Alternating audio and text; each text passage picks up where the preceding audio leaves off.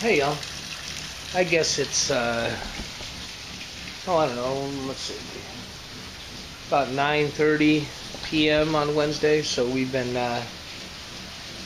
without power for about 12 or so hours, 13 hours, something like that, and you can probably hear it out there.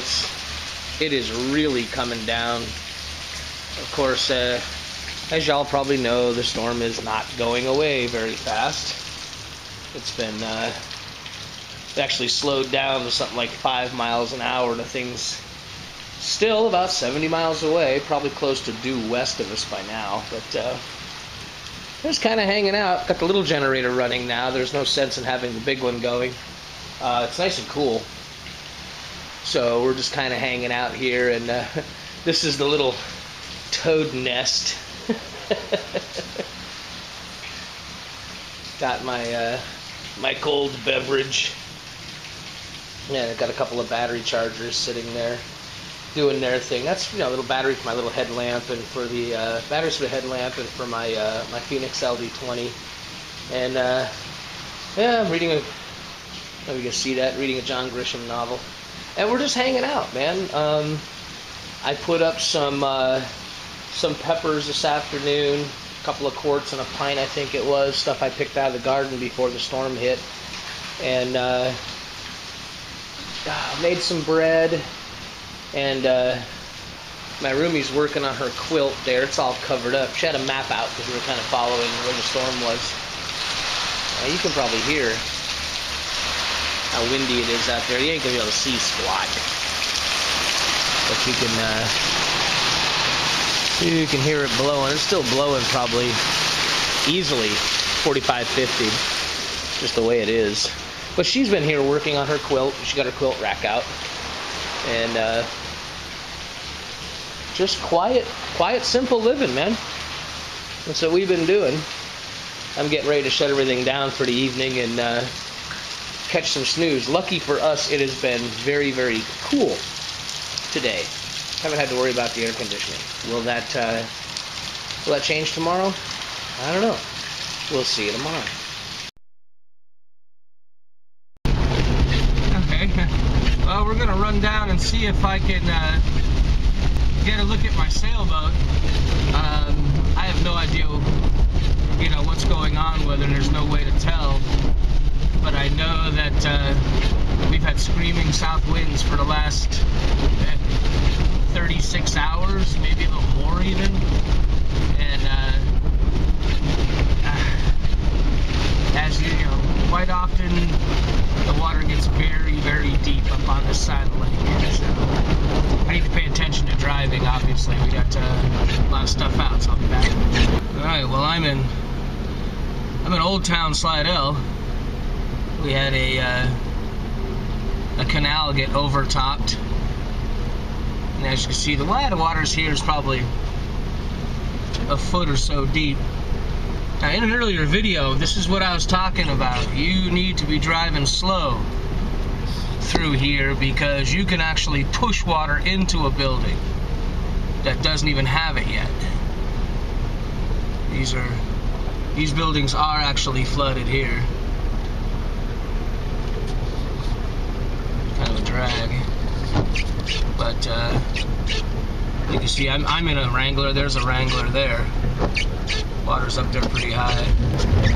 Just a little bit more of coming back out. Just drove up in here to make sure there wasn't anybody stranded. The water gets really deep behind me. Of course, the Jeep is motorboating. Which means, of course, its tailpipe is well underwater, so it's going... Yeah, I can turn these damn things off. Which means the tailpipe is underwater, so it's going... Blah, blah, blah, blah, blah, blah, blah, blah. I just went about 3/4 of a mile in there, talked to the people that I did see, and, pretty much everybody who's in there is understanding what's going on, and they're actually pretty complacent. This has happened down here before. It's just, the way it is.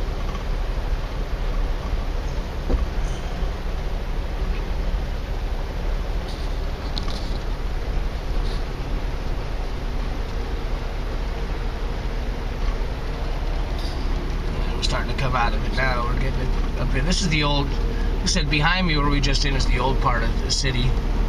They had a canal over top because the lake's just getting really over, flooding out, mostly because of the south wind, which is of course pushing Lake Pontchartrain up here.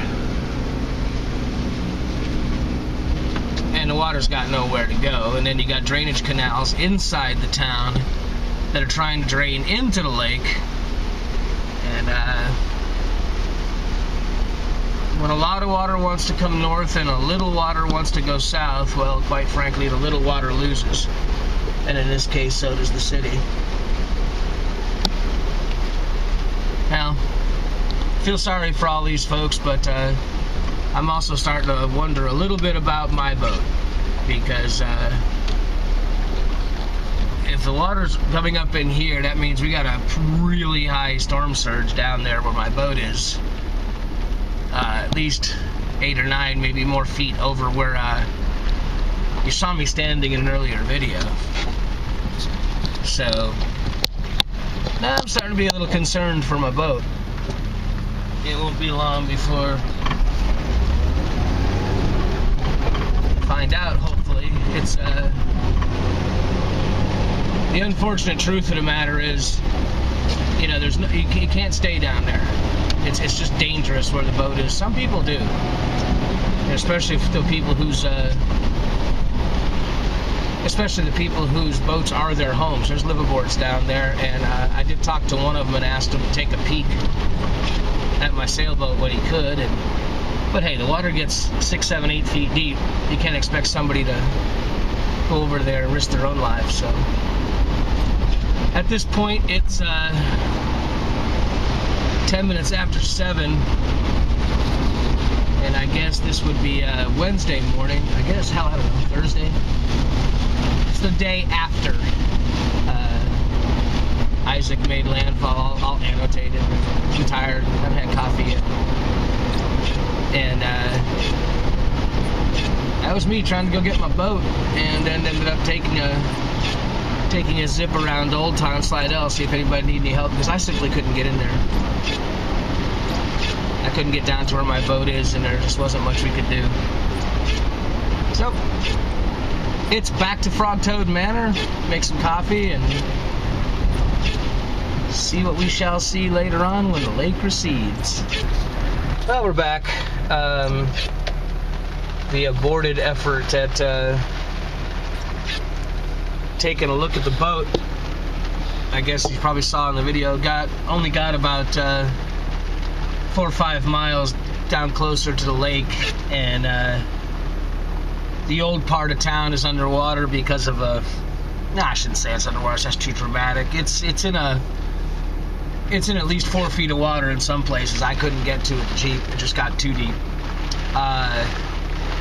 Bottom line is I can't get to the marina, not without a good 2.5, 3 mile paddle, which I'm not going to do in high winds on a kayak.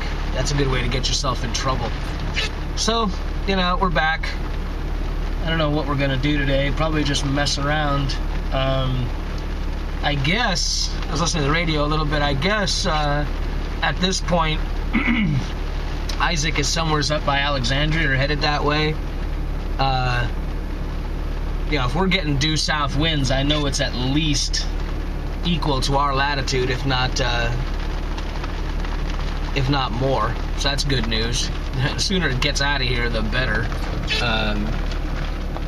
So we're just gonna mess around, and we're gonna see what how the day goes. With any luck, this should be the end of it. Isaac should be up, and most of his effects should be gone by today. Bad part about it is, of course, that around here they won't even send the electrical crews out until the sustained winds are well under, I think it's 30 or 35 depending on the company, and we're still getting you know, winds higher than that. So as soon as Isaac gets out of here, I think we'll be in decent shape. The what a pain in the butt. All right, well, we'll see. We'll be back if anything interesting happens.